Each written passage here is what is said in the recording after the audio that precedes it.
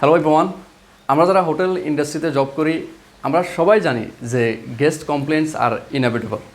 একজন hotel employee হিসেবে আপনাকে কোনো না কোনো সময় গেস্টের কমপ্লেন্টস হ্যান্ডেল করতে হবে। আপনি যদি গেস্টের কমপ্লেন্টস অফলাইনে হ্যান্ডেল না করতে পারেন, আজকাল কি হয়, গেস্ট আপনার অনলাইন রিভিউর মাধ্যমে গেস্টের কমপ্লেন দিয়ে দেয়। তাতে আপনার যেই হোটেল আছে বা রিসোর্ট আছে তার রেপুটেশন অথবা আপনার রিপিটেড বিজনেস নষ্ট হয়ে যেতে পারে। So it is very important that you have to know how to handle the guest complaint at the right place and right time.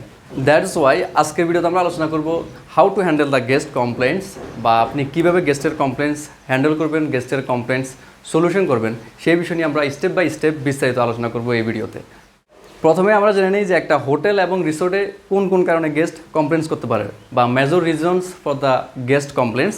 সেটা হতে পারে আপনার poor guest service, dirty rooms, low quality or quantity of food, slow service, maintenance issue, lack of amenities. এছাড়াও there are so many reasons for the guest complaints.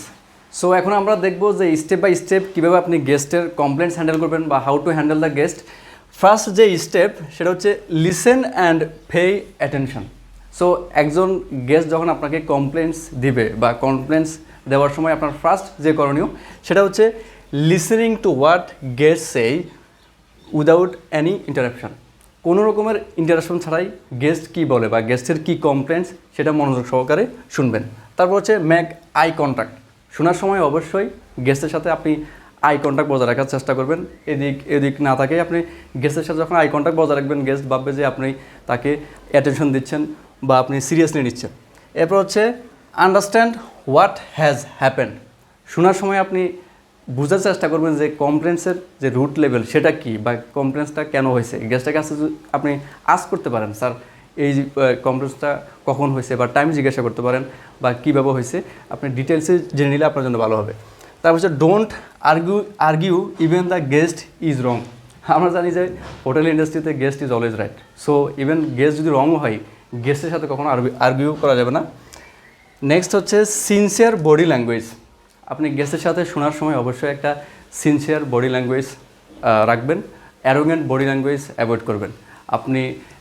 কারণ body ল্যাঙ্গুয়েজে আপনার অনেকটা গেস্টকে বোঝায় যে আপনি সিরিয়াসলিভাবে নিচ্ছেন তার কমপ্লেন্টসটা, আর আপনি যে অ্যাটেনশন দিচ্ছেন সেটাও কিন্তু একটা symbol of A positive body language. Next step হচ্ছে এমপ্যাথাইজ অ্যান্ড অ্যাপোলোজাইজ। আপনি গেস্টের যে কমপ্লেন্ট সেটা বিস্তারিত শুনেছেন, বুঝে গেছেন যে গেস্ট কী কারণে কমপ্লেন্টস দিয়েছে। নেক্সট আপনার কাজ হচ্ছে গেস্টকে ওই কমপ্লেন্টের জন্য অ্যাপোলোজাইজ বলা বা সরি বলা। তো অ্যাপোলোজাইজ কীভাবে বলবেন সেটা হচ্ছে apologise for the issues even if it is not your fault. আপনার যেই কমপ্লেন্টস সেটা আপনার নাও হতে পারে বা অন্য কোনো ডিপার্টমেন্টের হতে পারে বা আপনার কলিগও হতে পারে বা আপনার নিজেরও হতে পারে। সো আপনি ওই কমপ্লেন্টসের জন্য আপনি গেস্টকে অ্যাপোলোজাইজ বলতে হবে, গেস্টকে আপনি সরি বলতে হবে। তারপর হচ্ছে put yourself in the guest shoes. Just imagine, আপনি নিজেকে গেস্ট হিসাবে ভাবুন।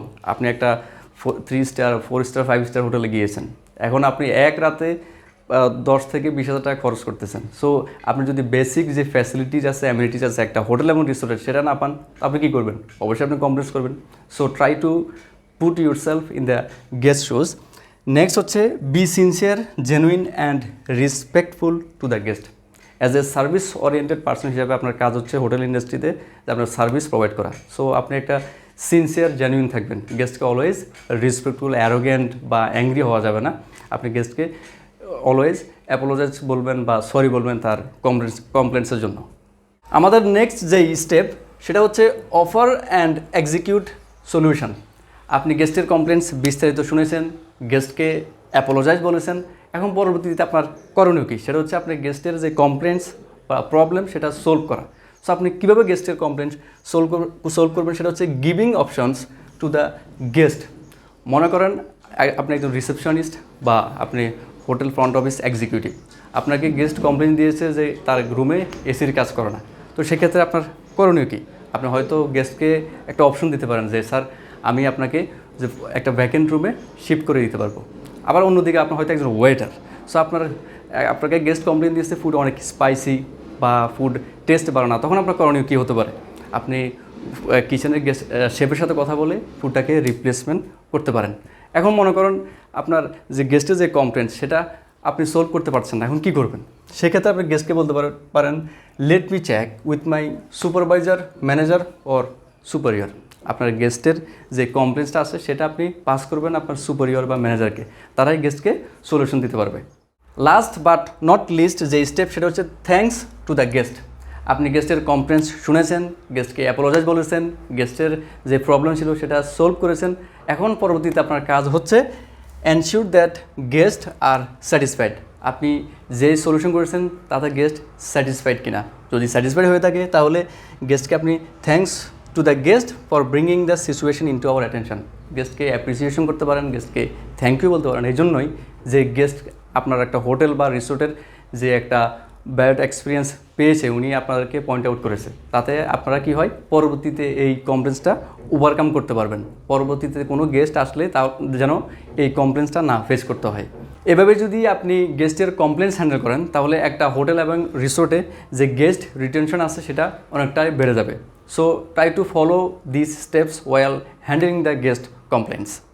সো আজকের ভিডিওতে আমরা শিখলাম একজন হোটেল এমপ্লয়ি বা রিসোর্ট এমপ্লয়ি হিসেবে কীভাবে আপনি গেস্টের কমপ্লেন্টস হ্যান্ডেল করতে পারেন।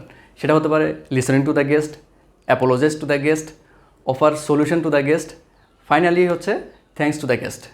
That's all about today. Thank you so much for your time.